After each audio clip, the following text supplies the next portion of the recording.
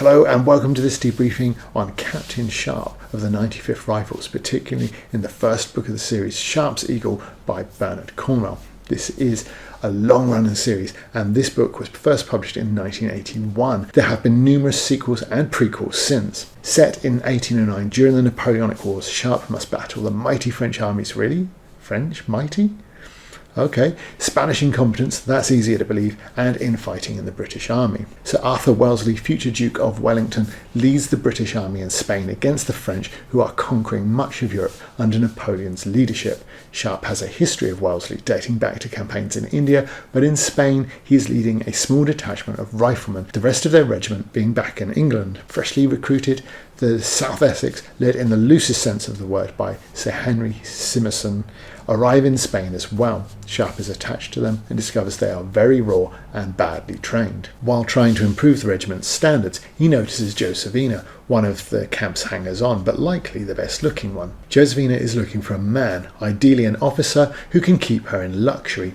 Sharpe is not that man, being largely broke. Lieutenant Gibbons, Simmerson's nephew, is definitely wealthy enough, and the two men develop an animosity. The first mission that the raw troops have is purely ceremonial, to join a Spanish regiment and escort some engineers to blow up a bridge. This simple mission goes badly wrong when the Spanish and Simmerson both lead their troops unnecessarily across the bridge. There are French cavalry, the other side, who are content to observe because a charge against prepared infantry is considered largely futile. However, the Spanish unnecessarily fire at the cavalry while they are out of range, leaving them completely defenceless against the charge they've provoked. They are then promptly routed, breaking the British line as they flee and causing even further carnage. Each regiment has two colours, the British flag and the regimental one. The loss of either is a disgrace, and in the chaos, the South Essex lose their British flag to the French. Only Sharpe's leadership prevents the loss of both. A dying soldier makes Sharpe promise to make up for the shame of their loss by capturing an eagle, Napoleon's standards, that perform a similarly symbolic role to the French. Sharpe is temporarily promoted for his role in the battle, but Simmerson is extremely resentful and blames him for the defeat in a letter sent to powerful friends in Britain. Sharpe realises that letter will likely ruin his career and possibly even lead to his death if he cannot capture that promised eagle. While the British are licking their wounds, the sleazy Gibbons attempts to assault Josephina, and Sharpe intervenes, the two becoming lovers. The troops march to Talavera, where a planned surprise attack on the French is scuppered by the Spanish army preferring to stay in bed. The French are soon reinforced and massively outnumber the British, especially with the huge question marks over the Spanish and Simmerson's competence. During the delay, Gibbons and his friend Berry rape Josephina, and Sharpe promises revenge. Returning to the army, he finds French skirmishers sneaking up on the British position and provokes a firefight during which he murders Berry. The Battle of Talavera approaches, and Simmerson, seeing the French numbers, leads his troops from their position, ignoring orders to return. Sharpe's men do their best to help fill the void, but Simmerson is relieved of command, and the South Essex return to the fight under new leadership and help turn the tide of the battle. Sharpe and his troops are able to capture the eagle, but Gibbons then attacks Sharpe, being killed by Sharpe's second-in-command, Sergeant Harper. Josephina leaves the town with a wealthy officer, and despite their victory, the British, let down by the Spanish incompetence, are forced to retreat from Spain. And the Spanish, without British help, are not expected to last very long against Napoleon's forces. The plot of Sharpe's Eagle is rather more focused on the rivalry and relationships within the unit, particularly his relationship with the antagonist Simmerson. Sharpe, of a lowly rank though, has relatively little personal contact with the colonel. He still manages, though, to blunt the effect of his more obvious incompetence. He builds a stronger bond with the soldiers as a result, and that adds to the resentment between the two, as much as Sharpe's foiling of some of his other plans, such as the plan for a mass flogging, which almost leads to mutiny. That is, in all likelihood, the weakest part of the story, with Sharpe persuading the men to parade against their wishes with what seems like minimal effort, certainly not the sort of effort you'd expect against troops that have already expressed their intentions to the commander.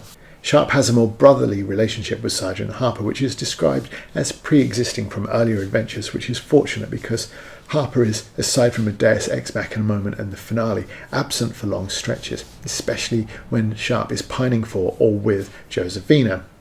Theirs is a romanceless romance, the end of which causes a degree of grumpiness in Sharpe, and given the fate of Berry and Gibbons, ought to cause a degree of fear in her new man, who is moving on Josephina, even while Sharpe is still on the scene. The novel without Josephina would probably have been quite short, but hers are probably the least interesting aspects of it. There are only two major battles covered in the story: the fictional skirmish at the bridge that leads to the loss of the South Essex's colours, and the final square-off between the French, Dutch, German, Spanish and British forces at Talavera. The Spanish are excoriated throughout as incompetent. After an ineffective musket volley at the out-of-range French leaves their ammunition scattered across an empty field, Cornwell describes the ensuing chaos like this: "For a second Sharpe thought the Spanish were cheering their victory over the innocent grass, but suddenly he realised the shouts were not of triumph but of alarm. They had been scared witless by their own volley, by the thunder of 10,000 muskets, and now they ran for safety.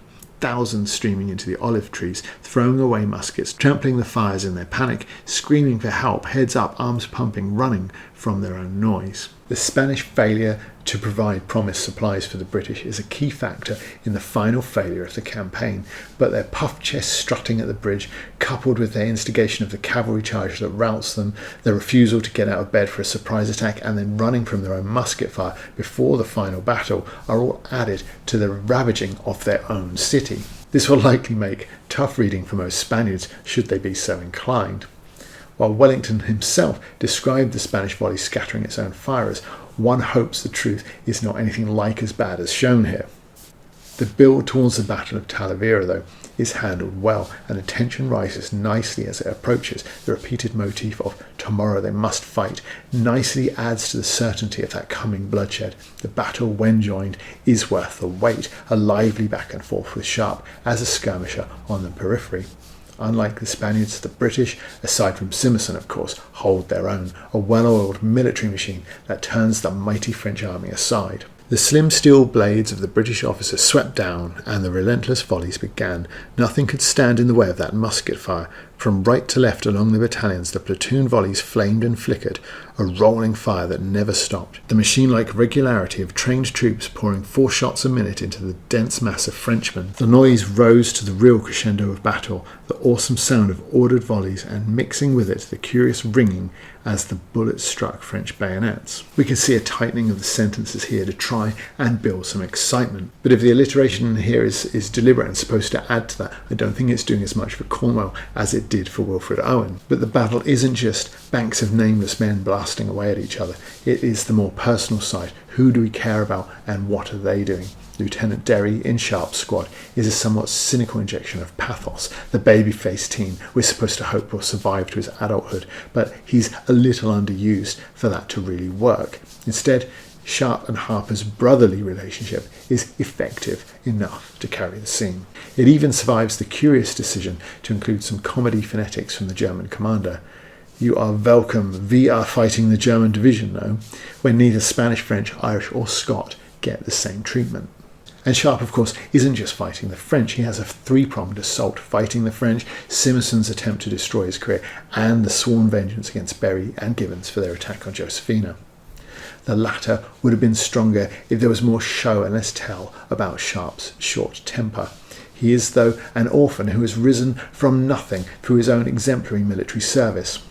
While there is a lid on how far he can go, not being a gentleman, and this does create resentment in him, he becomes the defender of the common soldier from injustice. He's easy to root for when led by idiots.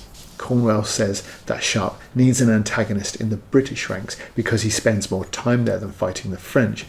But Simmerson is no Moriarty, and without the privilege of class would not have a single effective weapon to turn on Sharpe. He's annoying but little more, and despite their string of victories on the continent, there are no personalities amongst the French at all. Even the Herald and Henry V had something about him. It's a minor thing, but hopefully as the series goes on, Sharpe will find an enemy amongst the actual enemy. Otherwise, it leaves all the outcomes rather obvious. Knowing the series plays quite loosely with the true history, and Cornwell explains this in both his foreword and in the final historical note, I rather expected to dislike this. It is from a different era, now slightly more than 40 years old, but still there seems little need when telling a story about capturing a French eagle not to go with the historical truth, especially if you want to show the Irish in a positive light, and the heroes of that day were from an Irish regiment.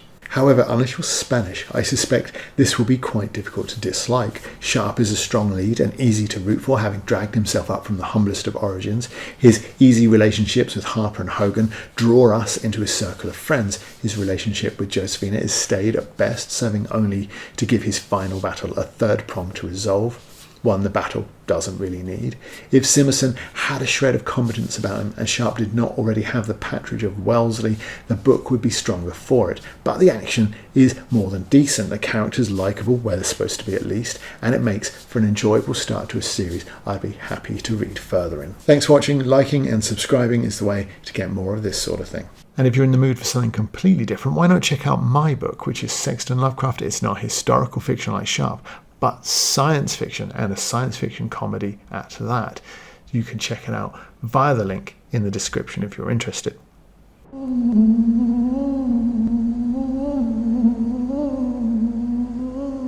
Has anybody seen my umbrella? Last time I saw it, it was hanging out the back of something quite unpleasant. Back Sexton Lovecraft on Kickstarter. You know what we need here? We need a queue.